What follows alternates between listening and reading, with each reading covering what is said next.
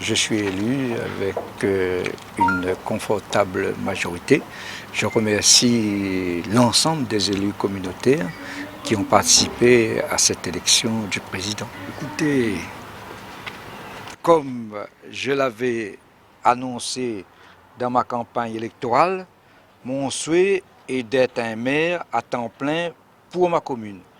La charte de président du TCO est totalement compatible avec ce souhait car c'est la population de Saint-Paul qui m'a élu pour le représenter au TCO. Par contre, je vous annonce que je démissionnerai de mon mandat de conseiller général comme convenu une fois épuisés les délais de recours contre mon élection à Saint-Paul. Ma plus grande mesure, c'est de faire un audit sur le TCO et de prendre les premiers contacts avec les services et de préparer le prochain communautaire pour regarder de près les dossiers. L'intercommunalité n'est pas une instance politique. C'est une instance du développement économique, du développement social et culturel. Je n'ai jamais cessé de travailler avec Thierry Robert. Vous connaissez ce que j'ai apporté à la commune de Saint-Lé pour qu'il puisse être élu parlementaire et je suis heureux. Et j'ai toujours dit qu'il faut travailler sur un projet rayonné pour la Réunion et au service de la population rayonnaise. Et je souhaite travailler avec l'ensemble des élus rayonnais. Nous ne sommes pas encore là. Je pense déjà travailler, comme vous l'avez dit vous-même, un maire à temps plein pour Saint-Paul. Aujourd'hui, élu président du TCO, il faut travailler durement au TCO et chaque peine mérite son heure. Je viens de vous dire, écoutez, que l'intercommunalité est une instance de développement économique et social et nous avons des atouts et des potentialités à mettre en place et à mettre en œuvre sur les communes de la possession, du port, de Saint-Paul, de Trois-Bassins et de Saint-Leu. Ces grands défis nous attendent et l'ensemble des élus qui composent le TCO doivent faire esprit d'un haut niveau, d'un niveau de développement économique pour la Réunion et nous devons penser surtout aux grands défis que nous rencontrons à la Réunion, le logement, et d'ailleurs M.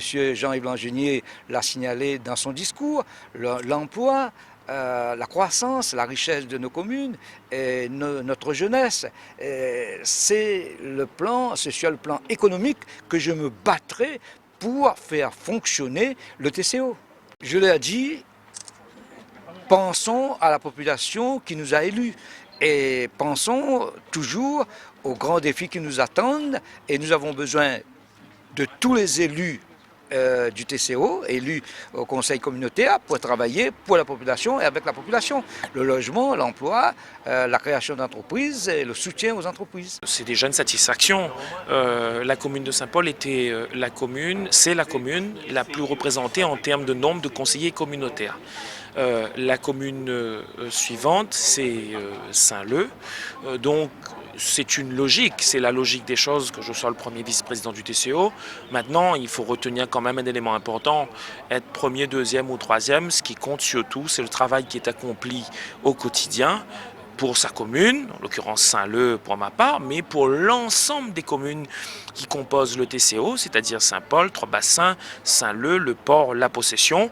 Et l'engagement que je peux prendre encore aujourd'hui ici, c'est de travailler d'arrache-pied pour faire avancer l'ensemble des communes, des 5 communes qui composent le TCO, avec le président, avec l'ensemble des vice-présidents, avec l'ensemble des conseillers communautaires. Alors aujourd'hui, il est trop tôt pour en parler, puisqu'il y aura des délégations qui seront données ensuite par le président du TCO à chaque vice-président.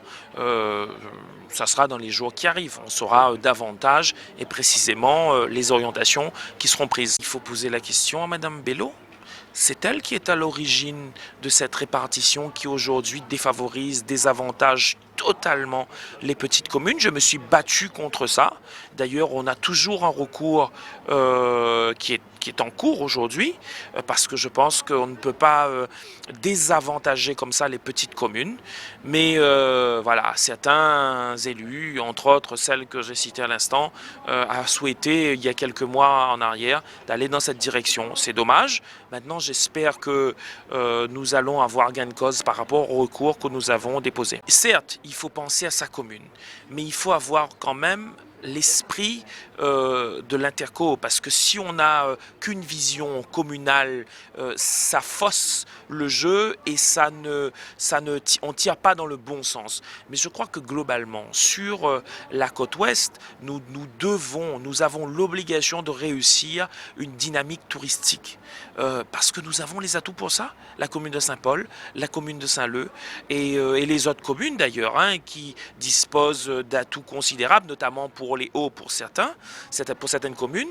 Maintenant, il y a aussi le développement économique. Si nous voulons créer de l'emploi, il faut créer des zones d'activité, et c'est aussi un domaine de compétence du TCO, et j'espère en tout cas que le TCO ira dans cette voie. D'ailleurs, pour tout vous dire, j'aimerais bien avoir cette délégation-là, la délégation développement économique et touristique, qui pour moi est quelque chose d'essentiel si on veut développer un territoire et si on veut développer un département comme La Réunion. Vous savez une chose, à un moment donné, on ne savait pas si le port, le maire du port allait être vice-président ou pas du TCO. Je peux vous dire une chose, et personne me contredira, j'ai été celui qui a été à l'origine de dire et d'être à l'initiative de faire en sorte que le port ait aussi un vice-président, et en tout cas le maire du port soit représenté, parce que je considère que tout le monde doit être dans ce TCO où on travaille ensemble, main dans la main, en dehors des étiquettes politiques. C'est chose faite, je crois, aujourd'hui, puisqu'on a augmenté le nombre de vice-présidents spécialement pour que le port puisse avoir un poste de vice-président, en l'occurrence le maire du port.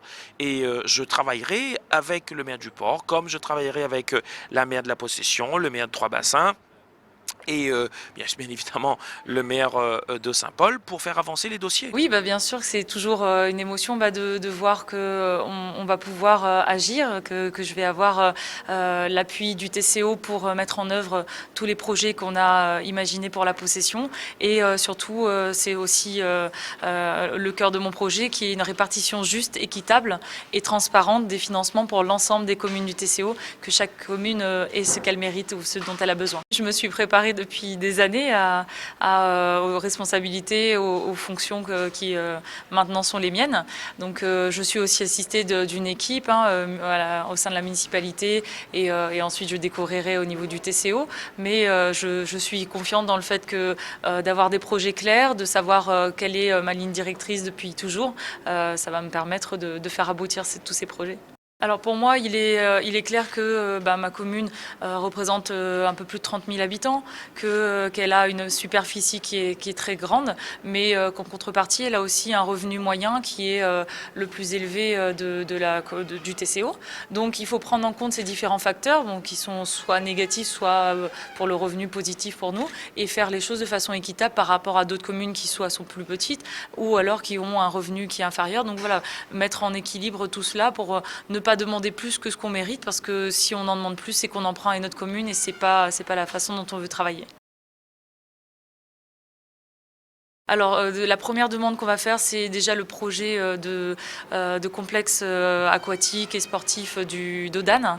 C'est un projet porté par le TCO, mais qui n'a pas du tout l'aval de la population de Dodane et de la Possession. Donc nous avons demandé d'ores et déjà à pouvoir accéder au dossier et pouvoir le réétudier, que les travaux ne soient pas démarrés, ils devaient l'être, mais qu'ils soient stoppés momentanément, le temps d'étudier avec les possessionnés et de voir si on peut modifier ce projet pour en faire non pas un complexe aquatique, qui va nous coûter très cher, parce qu'il faudra non seulement payer la piscine qui n'était pas comprise, mais ensuite payer les coûts de fonctionnement. Et à la place de ça, nous voulons faire un centre d'entraînement pour sportifs d'altitude, donc pour éviter que nos sportifs de l'Ouest soient obligés d'aller jusqu'à la plaine des Cafres. C'est simplement la légitimité des élections qui a parlé, puisque au port, il y a un nouveau parti, il y a une nouvelle majorité, il y a une nouvelle équipe et les intérêts de la population du port devaient être préservés absolument au sein de la gouvernance du TCO, et c'est cette logique-là qui s'est imposée, et c'est la raison pour laquelle je suis 4e vice-président. Ils se sont dit,